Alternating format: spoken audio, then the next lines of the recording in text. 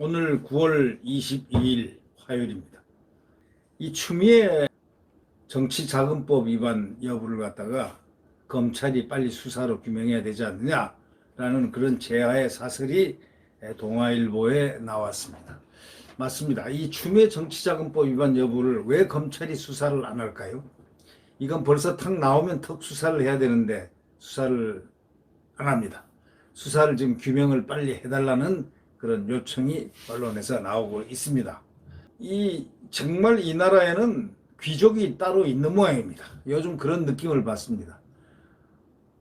이 좌파들은 말이죠. 이 권력층에 있는 사람들은 이들이 죄를 져도 전혀 소출을 안 받는 것 같아요. 이제 국민들이 이런 걸 보고서 가만히 있어서는 안 되죠. 왜? 법이 안 지켜지면은 그 다음엔 주먹이 나와야 되는 거 아닙니까? 법이 지켜지면은 주먹이 나와서는 안 됩니다. 법치국가에서 법이 지켜지는데 주먹이 나오거나 또는 다른 힘이 나오면 절대 안 되는 겁니다. 그게 민주주의의 원칙입니다. 그러나 법치를 망가뜨리고 무너뜨리고 권력의 힘으로 모든 걸 누르려 하고 국민을 압도하려고 할 때는 국민들이 분연코 일어나야 되는 겁니다. 왜 일어나야 되느냐? 일어나서 항거를 해야 됩니다. 항변을 해야 됩니다. 말을 정확하게 전달을 시켜야 됩니다. 그래서 언론이 필요한 겁니다. 이 추미애 이 법무부 장관 이 국회의원 시절에 정치자금을 가족에게 부당하게 사용했다는 그런 의혹이 지금 커지고 있습니다. 지금 많이 언론에 나왔죠. 딸 문제, 아들 논산 문제, 딸 식당 문제 뭐 등등 많이 나왔죠. 그런데 이게 지금 무슨 뭐 법적인 절차를 밟지 않고 그냥 얘기를 이렇게 던져보는 이런 정도로만 인식하고 있으니 이게 큰 문제 아니겠습니까? 결국 뭐냐?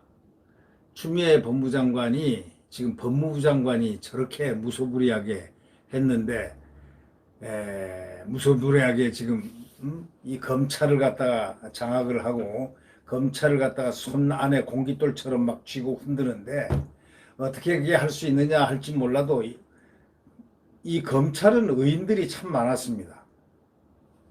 검찰이라든가 이 판사들은 의인들이 많아가지고 그 시대를 조금 당하더라도 그리고 그 다음에 꽃을 피우는 훌륭한 이름을 남기는 그런 분들이 꽤 많았습니다.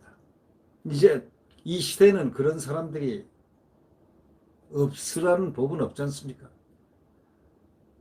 법대로 하겠다, 소신대로 하겠다, 수사해 하는 사람도 있어야 되지 않습니까? 지금 소신대로 하다가 지금 윤석열 검찰총장이 딱 동상처럼 지금 서 있는데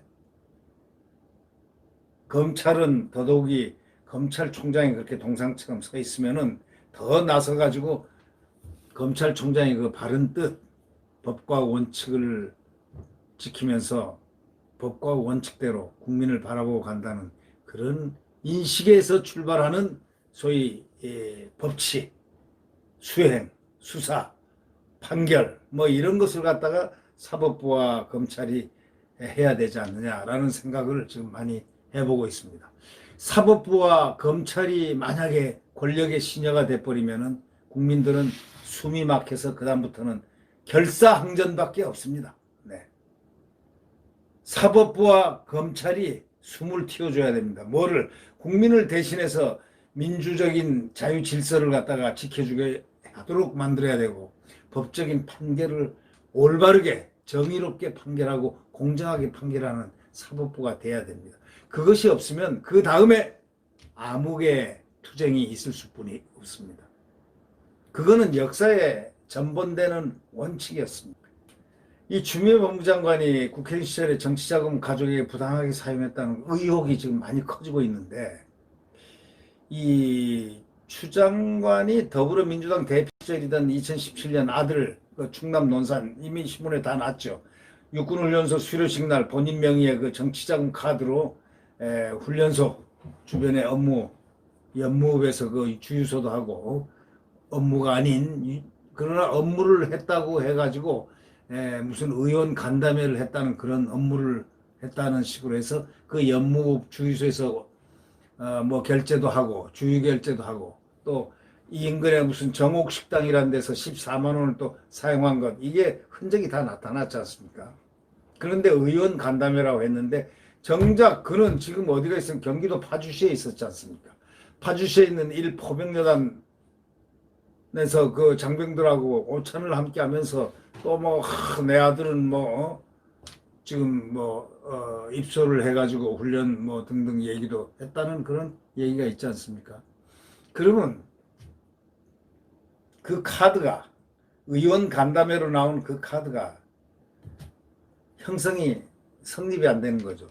이 의원 그 후원금 정치자금을 갖다가 예를 들면 허위로 사용하거나 등등 하면 그 처벌받게 돼 있습니다. 아주 중벌받게 돼 있죠. 처벌받게 돼 있죠. 그건 돈의 과다가 문제가 아니고 허위로 사용 못하게 하기 위한 장치이기 때문입니다. 이 추 장관이 당시 논산식당에서 정치자금 사용 목적을 의원 간담회라고 신고했는데 파주 군부대에 있었던 추 장관이 논산에서 의원 간담회를 열었다는 것, 그 논리적으로 말이 됩니까? 그 논리적으로도 말이 안 되고 변명으로도 말이 안 되고 이건 확실하게 그건 딱지로 딱 나오는 거기 때문에 이미 선관위에 다 그게 들어가 있을 거 아닙니까?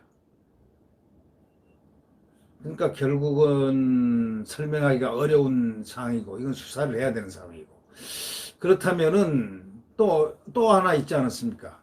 2011년도에 그 정선에 있는 하이원 리조트 그 슬로트 머신도 하고 뭐 그 저 뭡니까? 응? 블랙잭도 하고 또 뭐 그런 도 있고 뭐 리조트 또 휴식도 하는 강원랜드 있지 않습니까? 강원랜드. 거기에서 비용 36,000원 카드로 결제했다는데 그 입장권입니다. 입장권.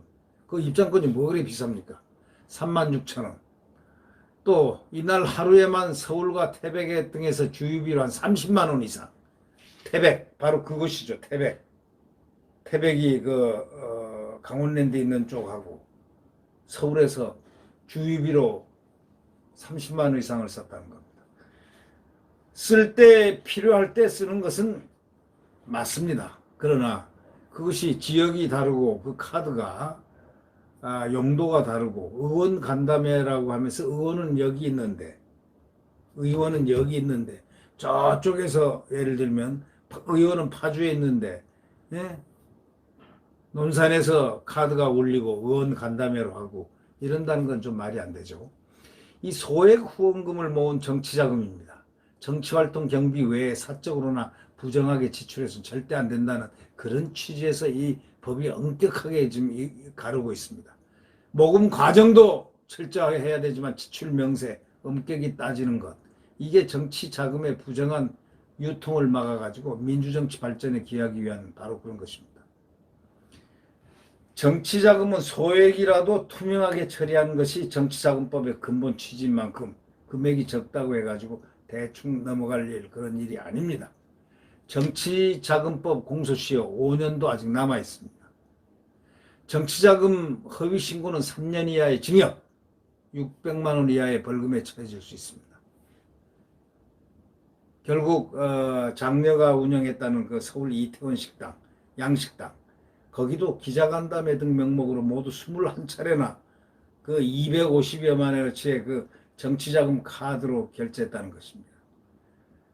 추 장관은 해당 식당에서 기자들과 민생 얘기도 하고 아이 격려도 했다. 뭐 이러면서 법 위반이 아니라고 주장했지만 좀 석연치 않은 대목들이 많은 것이 사실이라고 언론은 지적하고 있습니다.